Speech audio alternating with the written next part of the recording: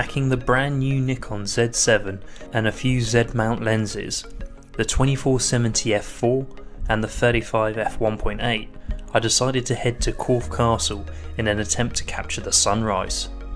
To recap on the main spec of the Z7 in case you don't know, we have a 45.7 megapixel back illuminated full frame CMOS sensor, 493 autofocus points, 64 to 25,600 ISO, a 3.3 inch tilting touch LCD screen, a 3.6 megapixel quad VGA OLED viewfinder, 5-axis image stabilization, up to 9 frames per second continuous shooting, 4K 30p internal recording, a single XQD card slot, and of course the new large Z lens mount. Once set up waiting for the sun to arrive, I found the low light focusing of the Z7 really rather impressive. Being able to use the touchscreen to effortlessly change the AF point that cover around 90% of the imaging area really helped when locking onto the subjects in my shot, whether that was the horizon or the castle itself. Watching the mist come and go left a mysterious feel to the landscape around me. The Z series have the same weather and dust ceilings as the Nikon D850, giving you a tougher camera more equipped for harsh environments when compared to the newly announced Canon EOS R. In making the Z series smaller, Nikon removed many buttons on the camera compared to their digital SLR style bodies. Having said this, all the buttons on the Z7 were easily accessible and left me feeling confident when changing settings. At the front we have a few well positioned custom buttons, allowing you to personalise your camera to suit your needs. Having these here were perfect for switching between white balance settings and more.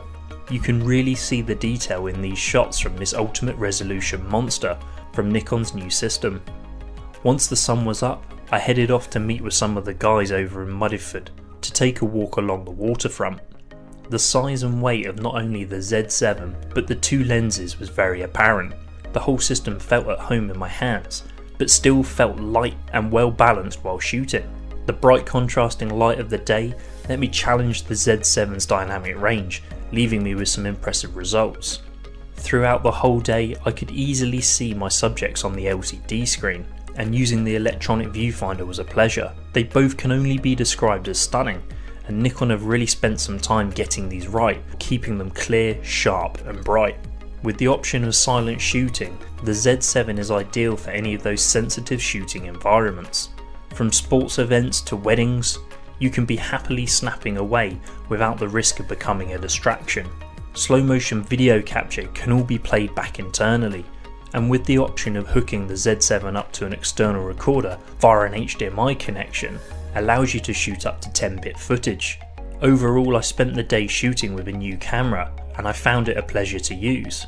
The size and the convenience of the Z7 meant it was enjoyable to use throughout the day in Dorset.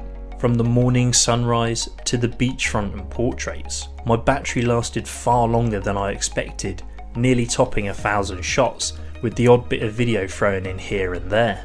The autofocus wasn't just good, it was really good, confidently locking onto my subjects even in darker moments of the day. For any existing Nikon users, the Z7 might just be that camera you take out and about for the day, giving the quality you have come to expect from your high-end DSLR without the size and weight. But the Z7 could also be your backup or your second body for a professional photographer already using a Nikon system.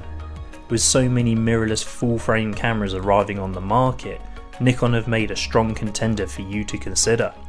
For any more information, check out the link below or head into your local London camera exchange.